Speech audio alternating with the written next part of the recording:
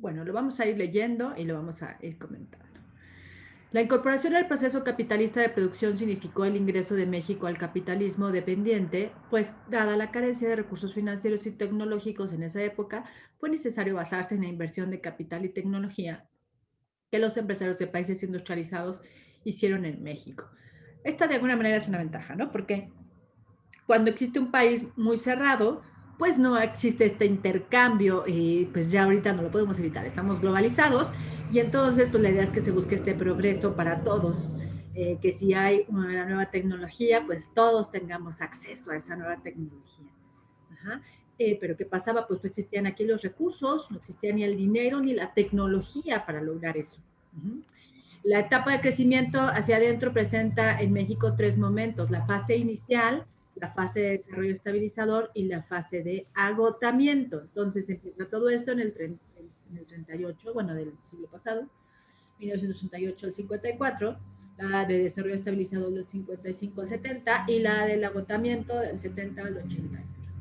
El modelo neoliberal se fundamenta en el postulado de que la economía de mercado es el camino más efectivo para promover el desarrollo económico de un país y el bienestar de su población. El papel del Estado consiste en promover la creación de un ambiente económico que conduzca a la operación eficiente de los mercados competitivos. Eh, Cada vez hay mucho más competencia, que eso también es lo que fomenta el capitalismo, pero por ejemplo, antes bueno, pues si tú querías poner un negocio de algo, empezabas y eras como muy innovador y pues te iba seguramente muy bien. Uh-huh. Por ejemplo, también bueno, en Estados Unidos todavía es posible. Uh-huh. Acá en México también, no es imposible, pero es un poquito más difícil. Pero si tú quieres exponer algo, bueno, tienes una idea, puedes ponerla, llevarla a cabo y bueno, pues entonces generarte eso que habías estado diciendo. Bueno, siempre que se publica un artículo, se hace el abstract en inglés, por supuesto, porque eso se indexa y se busca en todo el planeta. Esto simplemente es como una cuestión histórica. Uh-huh. ¿Qué pasa aquí? Bueno, existe primero el modelo de crecimiento hacia adentro del 38 al 88, como habíamos dicho, el modelo estabilizador y bueno, estas fechas que habíamos dado. El llamado milagro mexicano fue el resultado de una serie de políticas con el propósito de detener la espiral precios-salarios. Se obtuvo la más elevada tasa de crecimiento y la más baja en inflación y el tipo de cambio permaneció invariable, 12.50 pesos por dólar. A finales del periodo, el movimiento estudiantil de 68 enardeció los ánimos de la población y el grupo en el poder perdió credibilidad. Ajá. ¿Qué pasaba? Bueno, pues de alguna manera no había tanta inflación, pero vino este movimiento. Después viene la fase de agotamiento y crisis con Luis Echeverría Álvarez, que propuso un desarrollo compartido, mayor intervención estatal para aliviar las tensiones sociales derivadas del 68, así como la actividad guerrillera. Ajá, y entonces, ¿qué fue lo que sucedió? Pues principalmente se descentralizó la educación, se descentralizó el Politécnico, la UNAM, entonces ya se separó en diferentes escuelas un poquito más independientes. Para que no volviera a suceder lo del 68 y bueno, pues empezó a llevar a cabo cierta intervención para que no existieran estas tensiones. Con José López Portillo del 76 al 82, los sectores público y privado propusieron proyectos de inversión, alianza para la producción. El auge del petróleo nos hizo pensar que éramos un país rico, pero al caer los precios internacionales del líquido comenzó a disminuir la confianza del sector privado, aceleró la fuga de capitales y esto se cubrió con préstamos al exterior, lo cual llevó al país a endeudarse por encima de su solvencia y hubo pues, una devaluación. 1990 fue el tipo de cambio, ¿sí? Entonces, ¿qué pasa aquí? Pues dependíamos del gobierno, sí, del gobierno del petróleo, incluso se empezó a hablar acerca del seguro del petróleo, en el sentido de que si había grandes fluctuaciones, pues no nos afectara tanto. Algunos lo calificaron como de algo muy absurdo, pero al final de cuentas, pues es lo que nos ha salvado hasta ahorita. Uh-huh. ¿Por qué pasa? Pues va cambiando el precio del petróleo y pues cuando disminuye, cuando hay crisis, cuando hay problemas, pues nos vemos altamente perjudicados porque dependemos ampliamente de la producción del petróleo, de la venta del petróleo. Y bueno, ¿qué es lo que se ha buscado también últimamente? Pues que no dependiéramos tanto del petróleo. ¿Qué fue lo que se empezó a hacer en el gobierno pasado? Pues eso, o sea, decir, es que debemos buscar algo, una alternativa, porque no podemos estar dependiendo de petróleo nada más. Y entonces viene el presidente actual y dice, no, vamos a retomar esto, pero bueno, pues hay que tomar en cuenta que todo es un sistema y que está cambiando y que ya se está cambiando este tipo de recurso fósil, pues por nuevas tecnologías que son mucho más ecológicas y que son renovables. Bueno, entonces, durante su último informe, José López Portillo anunció medidas drásticas, control de cambios y nacionalización de la banca. Entonces, miren, pues, sigue siendo una discusión importante, ¿no? Porque por un lado dices, bueno, pues si la banca la tiene el gobierno, si el petróleo lo maneja el gobierno, pues estamos viendo que no, ahí esa distribución no está funcionando como todos quisiéramos. Ahí es de donde viene el argumento del neoliberalismo que dice, pues realmente sí hay corrupción, ¿no? Pues no se está distribuyendo, porque ¿qué pasa? Pues todos sabemos, cuando alguien forma parte del gobierno, pues se hace millonario, o para no decir multimillonario, ¿sí? Y entonces, ¿qué pasa? Pues en lugar de estar distribuyendo eso al pueblo, a dar mejores oportunidades, pues se va a la bolsa personal. Y entonces, pues dicen, bueno, pues ¿de qué forma nosotros podemos intervenir, ayudar a que esto se distribuya de una forma pues más equitativa? Y ahí es donde comienzan las privatizaciones, ¿no? Por ejemplo, también la privatización de Teléfonos de México. De alguna manera también, si no hubieran existido esas privatizaciones, pues no nos hubiéramos no estaríamos en esta posición, porque muchas veces, bueno, en México y en América Latina sucede que el gobierno pues no invierte en tecnología para de verdad estar a la vanguardia, y entonces se tiene que privatizar, y pues así ya formamos parte de, por ejemplo, la televisión también. Gracias a que se privatizó, bueno, pues empezamos como México a involucrarnos, a estar a la par de la televisión en otros países, aunque a lo mejor pues ahora ya le faltó un poquito más actualizarse y modernizarse, pero como habíamos platicado, pues en la televisión pues sale lo que la gente mira, y bueno, pues ahí tenemos estos canales que todavía siguen publicando cierto tipo de programas que pues ya no le interesan a mucha gente, pero todavía tienen público para esto. Bueno, entonces, ¿qué pasa con Miguel de la Madrid del 83 al 88? Bueno, pues él recurre a la moratoria, a la suspensión de pagos. Dicen, bueno, pues ya no vamos a estar pagando los intereses de esta deuda que tenemos. Se implementaron severas medidas, programas de estabilización, liberación comercial, reducción sustancial de los requerimientos para permisos previos de importación. Esto desembocó el ingreso al GATT, Acuerdo General de Aranceles Aduanero y Comercio. Entonces, ¿qué empezó a hacer? Bueno, pues necesitamos hacer algo para estar bien, porque ¿qué pasaba? Muchos de los recursos de los países empezaron a irse a pagar las deudas externas. Y apenas se lograban pagar los intereses. eh, y entonces pues tuvo que haber algo que cambiara la situación. Y aquí fue donde comenzó a haber pues esta mayor liberación comercial. Empezaron a abrirse más las puertas de comercio internacional, de tal manera que hubiera una mejor competencia. México también podía ya estar en otros países haciendo, vendiendo, y también nosotros podíamos importar productos que nos ayudaran también a un mayor crecimiento. En el 87 la economía empezó a recuperarse, pero el derrumbe de la bolsa de valores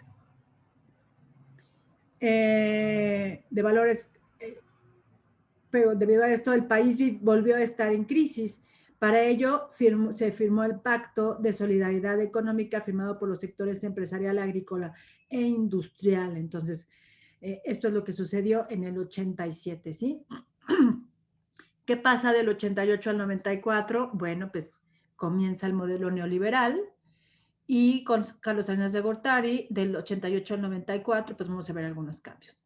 Se fundamenta en el postulado de que la economía de mercado es el camino más efectivo para promover el desarrollo económico de un país y el bienestar de la población y requiere de estrategias.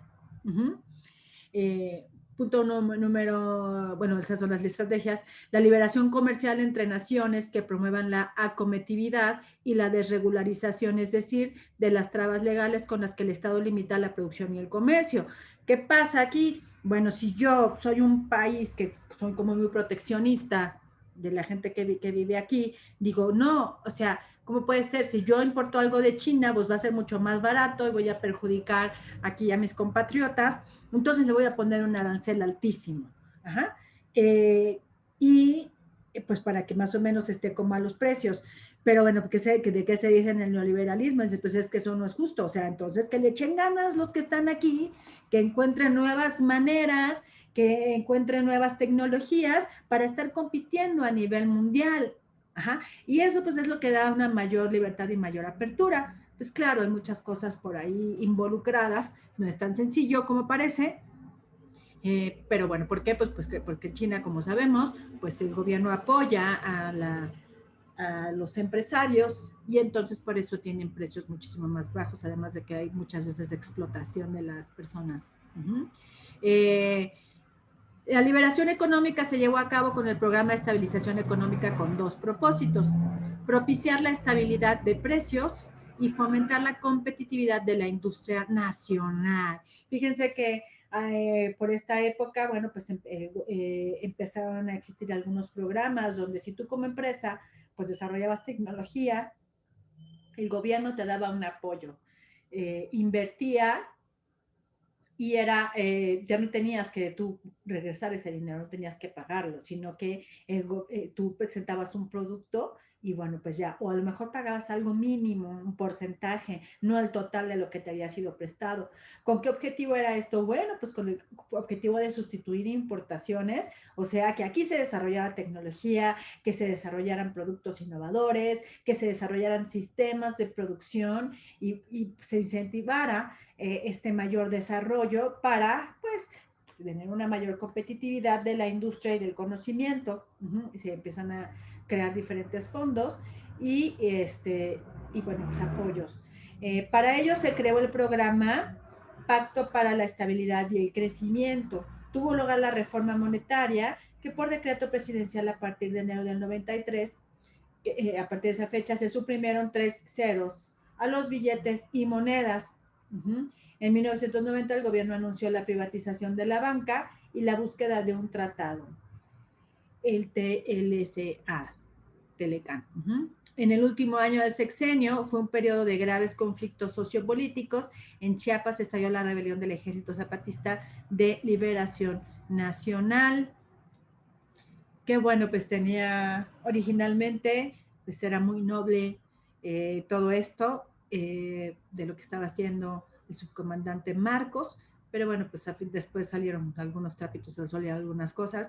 Al final de cuentas, pues como se dice en el neoliberalismo, todo se puede vender y bueno, pues aceptó una extraordinaria cantidad de dinero para suspender el movimiento. Uh-huh.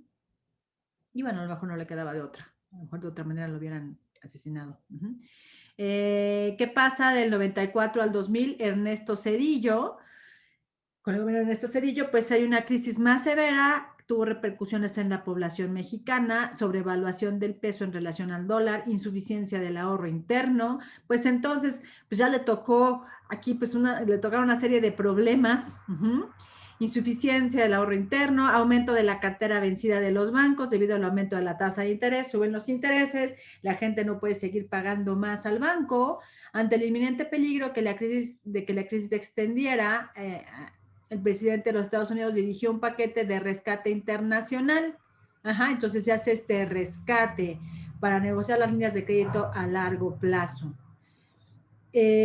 Como parte del acuerdo dio una garantía de pago, aceptó depositar hasta 7,000 millones de dólares en ingresos futuros por concepto de petróleo en una cuenta especial en donde Estados Unidos podía cobrarse en caso de no cumplir con sus pagos. Severas críticas al FOBAPROA se utilizó para sanear a los bancos cuya cartera era incobrable. Y entonces aquí tenemos este doble discurso. Por un lado dicen, bueno, pues es que se tenía que hacer esto para rescatar a los bancos, porque si los bancos entran en crisis, pues imagínense, eso sería mucho peor para el país. Y entonces se hace el FOBAPROA con el dinero pues de toda la gente, por supuesto, el dinero del gobierno, que no es del gobierno, pues es de todos nosotros que hemos pagado por los impuestos, y entonces se hace esta labor de rescate, pero bueno, por otro lado dicen, ah, pues es que salvaron a los banqueros y nosotros qué culpa tenemos, y bueno, pues por supuesto que sí hay desvío de recursos, y bueno, pues también se hizo para pues tratar de mantener esto. Como les digo, pues hay una doble cara en todo, ¿no? Por una parte sí beneficia, pero por otra parte pues siempre está ahí la mano negra también. Pero bueno, pues si lo viéramos puramente, pues tenía una buena finalidad. Vicente Fox, de 2000 al 2006, de acuerdo con la clasificación del World Economic Forum, durante este gobierno se observó una tendencia hacia la pérdida de competitividad de la economía mexicana en los mercados externos. La pérdida de competitividad significa la caída del índice de confianza entre los países receptores de inversión extranjera directa, donde México ocupa actualmente el lugar 22 entre 25 economías. Eso es para la fecha, ¿no? No se publicó esto. Después de haber estado entre los 10 primeros lugares. Pues sí, ya empezó a haber pues toda empezamos a decaer de alguna manera, y bueno, pues después vienen los gobiernos más actuales, en donde pues por más que tratamos de recuperarnos no podemos. Como nuevamente les menciono, con este cambio de gobierno pues había como mucha esperanza, pero bueno, pues no sucedió de esta manera.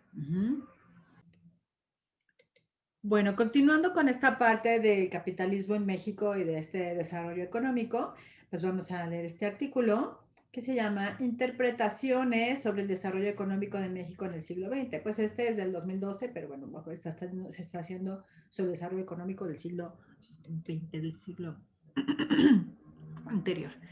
¿Qué busca este artículo? Bueno, se analiza la relevancia de profundizar en la investigación histórica en México en el siglo XX desde una perspectiva de historia económica, pues a inicios del siglo XXI estamos en condiciones de emprender un balance desapasionado de las luces y sombras del desarrollo económico mexicano y así lograr una comprensión de las tendencias generales de la economía en el largo plazo. Asimismo, se sugieren algunas hipótesis de interpretación y un breve estado de la cuestión. El autor enfatiza la reflexión y discusión sobre la historia económica reciente, que es paradójicamente la menos estudiada. Entonces, ¿qué se intenta aquí? Bueno, pues hacer un análisis de qué ha pasado con el desarrollo económico en México, si como de alguna forma pues evaluemos si qué está pasando con el capitalismo en México, si nos está funcionando o no. Entonces, ¿qué pasa? Bueno, pues punto número uno, aquí el autor, que es Leonardo Lomelí Venegas, habla de que pues realmente no ha existido como mucha investigación al respecto. Después del gobierno de general Lázaro Cárdenas, esta carencia ha provocado serios problemas de perspectiva histórica que inciden directamente en forma negativa en nuestra cultura política. La ausencia es aún más notable en el caso de la historia económica, lo que explica en gran medida el predominio de una visión muy distorsionada acerca del desempeño económico de México en el siglo XX, que resulta perfectamente funcional a la actual política económica del Estado mexicano. ¿Qué pasa? Pues es que no ha habido un análisis tan profundo que nos explique cómo ha sido el desempeño. Algo muy importante es que pues, nuestro pasado indica nuestro futuro. Vamos a ver que curiosamente se repiten ciertos ciclos, que entonces nosotros deberíamos estar muy conscientes de nuestro pasado para poder cambiar nuestro futuro y saber qué mejores decisiones tomar. Digo, no es exactamente lo mismo, pero sí el sentido, o sea, estas grandes transformaciones tienen cierto comportamiento que es muy importante investigar, pues para no cometer los mismos errores. En el siglo XX, México tuvo importantes transformaciones económicas, ¿sí? Bueno, también hubo cambios políticos, sociales, culturales, demográficos. la historia económica de México en el siglo XX no es indiscutiblemente monocromática, o sea, no es de una sola cara, de un solo color, sino que hay pues muchas variables. No se lograron superar todos los rezagos del país, no se pudo dejar atrás el subdesarrollo, pero sí se alcanzaron avances importantes y la economía mexicana experimentó el periodo de crecimiento más prolongado que ha tenido desde que comenzó nuestra vida independiente.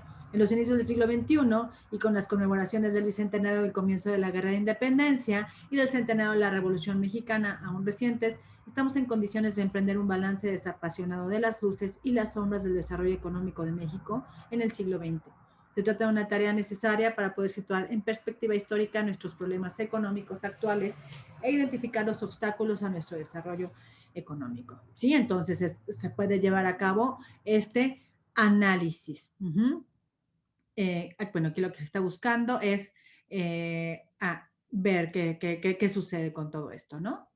Y bueno, a lo largo del siglo XX y a pesar de muchos altibajos que enfrentó, la economía mexicana tuvo un desempeño macroeconómico notoriamente más satisfactorio que el siglo XIX.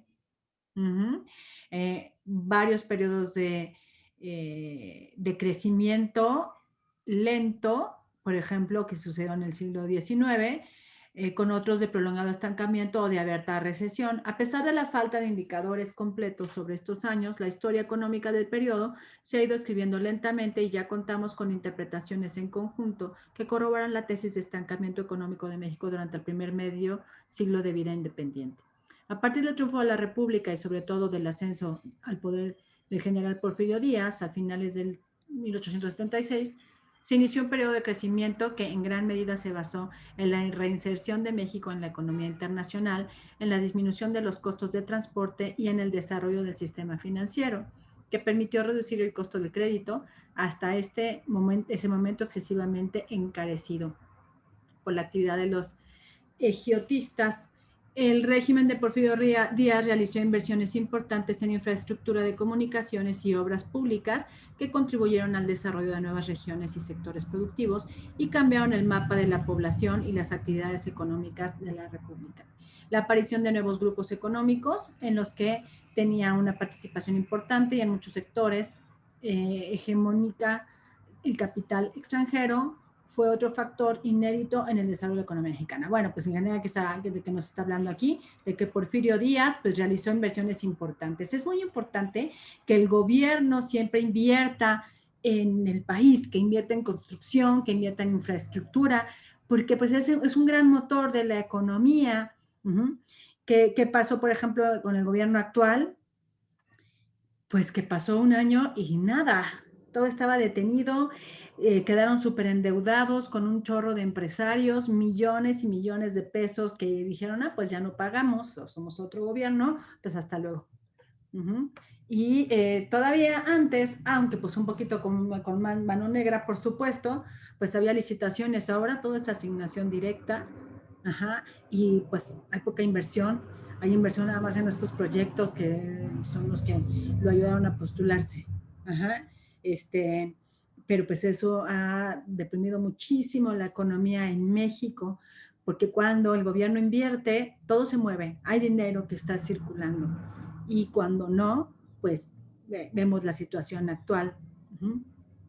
Es interesante destacar que el periodo más dinámico de crecimiento económico del porfiriato tuvo lugar en el siglo XIX y no en el XX. A partir de 1901, la economía mexicana enfrentó mayor inestabilidad en el ciclo económico y se observa una reducción importante tanto en la construcción de ferrocarriles como en otras inversiones públicas y privadas. En cambio, hubo un esfuerzo de reorganización muy importante tanto del sistema financiero como de los ferrocarriles por parte del gobierno de Porfirio Díaz, lo que sugiere al menos en principio el surgimiento de un Estado con mayor participación en la economía que terminaría de concretarse a partir de la Revolución Mexicana, ¿sí? Entonces empieza a haber una disminución, hay un mayor énfasis en los ferrocarriles y viene pues la Revolución Mexicana. ¿Qué pasa con la Revolución Mexicana? También aquí pues es importante señalar, pues la gente estaba muy desesperada, muy inconforme por la mala distribución de la riqueza y había grandes hacendados que pues, a lo largo de los años pues eran los que tenían pues, más recursos, pero pues era la gente que sabía explotar también la tierra y pues no todos son ladrones, ¿no? O sea, es gente que a través de su esfuerzo también había logrado mucho. ¿Y qué pasa? Pues llegan los revolucionarios y lo que hacían principalmente era saquear, robar, violar. Era una labor de rapiña tremenda. Asesinaron a la mayoría de los hacendados. Sí hubo personas que eran contrarrevolucionarios. Hay un gran personaje en la historia que se llama La Roja, que tengo conocimiento de ella porque pues, por muchas circunstancias. Ella era una mujer que originalmente, pues sí, sus papás eran hacendados y resulta que ella vio cómo asesinaron a toda su familia y a los 13 años tuvo que salir huyendo. Sobrevivió en un sótano durante 2 meses comiendo papa y miel con una de las personas del servicio y su hermanito, y al momento de que pudieron escapar porque empezaron a echar bombas en la hacienda que había sido tomada por los revolucionarios. Es que hay como dos revoluciones, una que fue la de Madero y otra que fue ya un completo descontrol, absoluto descontrol. Y entonces ella al escapar pues fue raptada por los grupos revolucionarios y bueno, para no hacerles el cuento largo, ella fue violada como 1000 veces y empezó a ser tan fuerte, tan tremenda, que empezó a conformar su propio ejército y defendía a las haciendas y la odiaban tanto los revolucionarios como el gobierno. Uh-huh.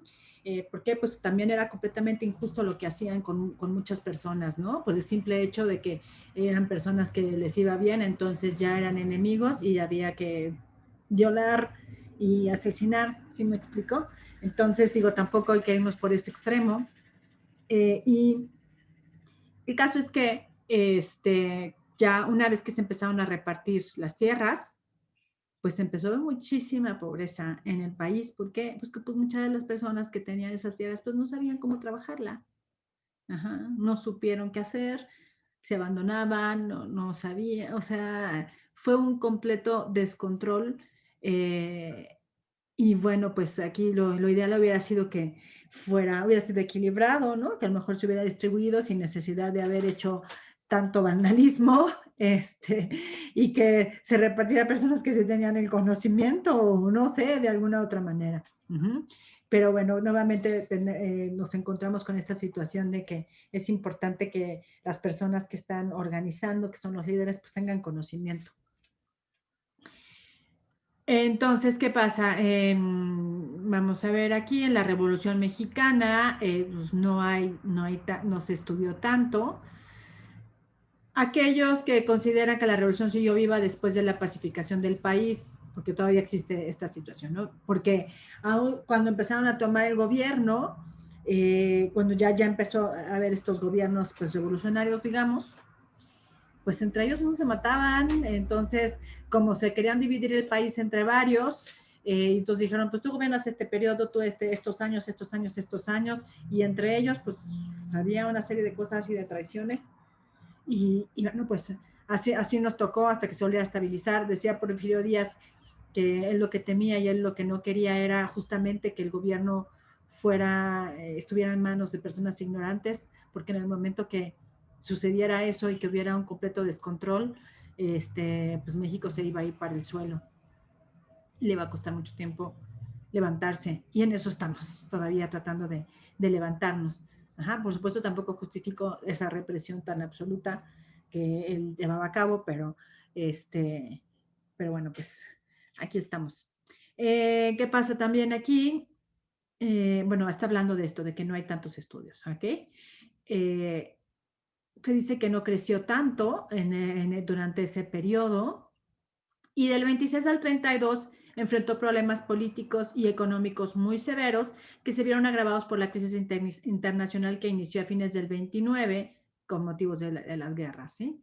La política económica del periodo contribuyó a agravar la situación más que a superarla. Las políticas iniciadas en el 32 permitieron iniciar una incipiente recuperación que comenzó a consolidarse a partir del 34. Este crecimiento se mantuvo con algunos altibajos hasta 1982, el año de inicio de la crisis de la deuda, y representa el periodo de mayor crecimiento económico que ha experimentado el país con todas las limitaciones y contradicciones que lo caracterizaron y que se explican en gran medida debido a los arreglos políticos y económicos que lo hicieron posible, pero que condicionaron también la distribución de sus beneficios. Entonces, pues realmente sí empezó a haber un crecimiento importante. Bueno, esta gráfica habla de la tasa de crecimiento, ¿sí? Que hubo. Bueno. Representa los cambios de tendencia en el crecimiento económico después de la revolución y hasta principios del siglo XXI, como puede apreciarse, y contra lo que se dijo en su momento, no fue en 1995, sino en 1932, cuando se experimentó la caída más abrupta en el Producto Interno Bruto. ¿Sí? Miren esto. Digo, cuando pasó lo del 95, pues sí fue grave, fue tremendo, pero pues esto fue aún peor. También resalta el hecho de que fue hasta la crisis de los años 80 cuando el PIB volvió a tener tasas de crecimiento negativas. La tasa de crecimiento filtrada permite también ubicar el momento en el que se comenzó a expresar el agotamiento de la estrategia de desarrollo. Desde mediados de los años 70, si bien el auge petrolero permitió encubrir momentáneamente este agotamiento, nuevamente como mencionamos acerca del petróleo que nos ha salvado. Durante el siglo XX también tuvo lugar un importante cambio en el tamaño y la distribución de la población. La población creció durante la primera década, retrocedió en la segunda como consecuencia de la lucha armada, aunque no haya consenso sobre la magnitud de la caída, y se recuperó a partir de 1921. La población mexicana experimentó un importante crecimiento a partir de la década de 1940 y también un importante desplazamiento desde el campo hacia las ciudades, de tal suerte que en 2 décadas México dejó de ser un país rural y pasó a ser predominantemente urbano, ¿sí? Entonces aquí vamos a ver este crecimiento de la población, aquí pues por supuesto una disminución. Como puede apreciarse, las tasas de crecimiento de antes y después de la Revolución Mexicana son muy similares. Esta y esta. En cambio, la década de la lucha armada presenta tasas de crecimiento demográfico negativas. Pues ya vimos, ¿ok? Bueno. Al haber crecimiento de la población, la política de población del gobierno mexicano comenzó a concientizar a las familias acerca de la importancia de planificar la familia. Bueno, pues es que fue la época en donde se tenían 12 hijos, no sé, hay familias que hasta 20, eran muy grandes las familias. Se comenzaron a difundir masivamente los diferentes métodos que podían emplearse para tal fin, o sea, la planificación de la familia, los métodos anticonceptivos. La industrialización y la urbanización fueron los fenómenos más notables que caracterizaron el siglo XX mexicano, aunque se había iniciado de manera incipiente desde el siglo XIX y durante la primera década del XX tuvo una importante expansión el amparo todavía el régimen del porfiriato. Fue hasta después de 1940 cuando la industria mexicana realmente despegó y con ella la urbanización comenzó a acelerarse, logrando un cambio muy significativo en la distribución de la población en el país en un periodo relativamente corto. Entonces, que como dijimos, la población empezó a irse a las ciudades, empezaron a migrar y empezó a crecer, empezó a haber una mayor urbanización. También mejoraron significativamente en este mismo periodo los indicadores de salud y educación. Buena parte del crecimiento demográfico se explica por la generalización en la mayor parte del territorio nacional en diferentes avances de la medicina que podían estar disponibles a bajo costo, desde los antibióticos hasta las vacunas. Vamos a tomar en cuenta que esto pues ayudó a que ya no existieran tantas muertes en la población. Vamos a verificar también aquí pues las grandes pandemias, bueno, las pandemias que han existido también, que hace que se disminuya la población, hasta en porcentajes. También se presenta un crecimiento significativo, si bien muy concentrado en las principales ciudades en un primer momento, en la infraestructura hospitalaria que comienza a revertirse a partir de los años 70. O sea, entonces empieza a haber esta infraestructura hospitalaria, empieza a haber más servicios de salud, empiezan a mejorar los indicadores de salud porque existió todo esto, ¿sí? Una expansión de los servicios públicos, sin embargo, pues una falta de planeación adecuada. Sin embargo, pues sí se reflejaron estos avances en la esperanza de vida. Fíjense que hace muchos años la esperanza de vida era de 30 años. Después subió a 60, después a 70 y se dice que en la actualidad estamos a 80. Ajá, pues podemos vivir hasta 80 años. Entonces, sí, sí podemos vivir más debido también a todos estos avances científicos y a que pues podemos tener mayor acceso a estos beneficios en salud. Bueno, entonces, ¿qué pasa? Pues hubo también un descenso en las altas tasas de mortalidad materno-infantil. Pues antes había muchas mujeres que morían en el parto. Y bueno, pues con los desarrollos que han existido, ahora pues ya no es tan fuerte esta tasa de mortalidad. Población total y participación porcentual por año según tipo de localidad. La población urbana, vamos a ver aquí el porcentaje. Miren aquí ya 74.6.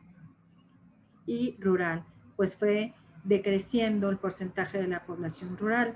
Ahora pues ya no hay tanta población rural y pues por supuesto a partir de este siglo pues hay mucho más población urbana.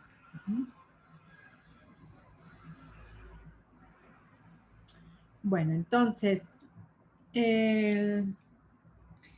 esas consecuencias económicas y las consecuencias económicas y sociales pues fueron complejas. Hay una redistribución de la ocupación por sectores de actividad económica y por otro también, pues, las personas que venían del campo tenían que adaptarse a la ciudad. ¿Qué pasa? Cuando muchas personas vienen de las comunidades rurales pues, y se vienen a insertar en este sistema, pues capitalista, el sistema de las empresas, donde está concentrada la población urbana, pues se dedican al servicio o empiezan, o son los obreros, o son las personas que trabajan en la construcción, pues porque no están calificadas en cuanto a conocimiento. Entonces, pues eso también es lamentable. Es triste cómo sucede esta situación, porque ¿qué pasaba? Pues ya las tierras ya no les dejaban lo suficiente y entonces tenían que emigrar. Eso es lamentable. También hubo una época en la que México empezó a importar frijol y maíz, imagínense. Eso también es terrible. Pues en lugar de que se incentivara aquí a los productores mexicanos, a los agricultores, que se les ayudara a que ellos a seguir manteniendo esto, ¿no? Y que no tuvieran que dedicarse a otra cosa y migrar. Bueno, esto dio lugar a fenómenos como los que todavía nos ilustran las películas mexicanas de ambiente urbano de los años 40 y 50. Por ejemplo, Los Olvidados de Luis Buñuel. Esta película se las recomiendo muchísimo. Luis Buñuel, bueno, pues es muy reconocido en la industria del cine. Y aquí se retratan los problemas de los sectores urbanos más marginados y la difícil transición del medio rural al citadino, ejemplificada por la gran cantidad de animales de granja que se podían encontrar en la Ciudad de México en esa época. ¿Okay? Bueno, entonces, vamos a ver ahora este cuadro, que es la distribución de la población ocupada por sectores económicos, sectores primarios, secundarios y terciarios. ¿Sí sabemos cuáles son los sectores primarios, secundarios y terciarios, compañeros? Muy bien, entonces, pues aquí es donde vemos esta distribución por sector económico, ¿sí? Vamos a ver aquí cómo disminuye el sector primario y van incrementando estos y por supuesto pues el terciario pues es bastante más. Entonces aquí están sector primario, agricultura, ganadería, silvicultura, pesca y caza, sector secundario, industria del petróleo, extractivas, de transformación, construcción y generación de energía eléctrica, sector terciario, comercio, transporte, servicios y gobierno, ¿ok? Entonces ya tenemos aquí estas y bueno, había mencionado también la cuarta, ¿ok? Bueno.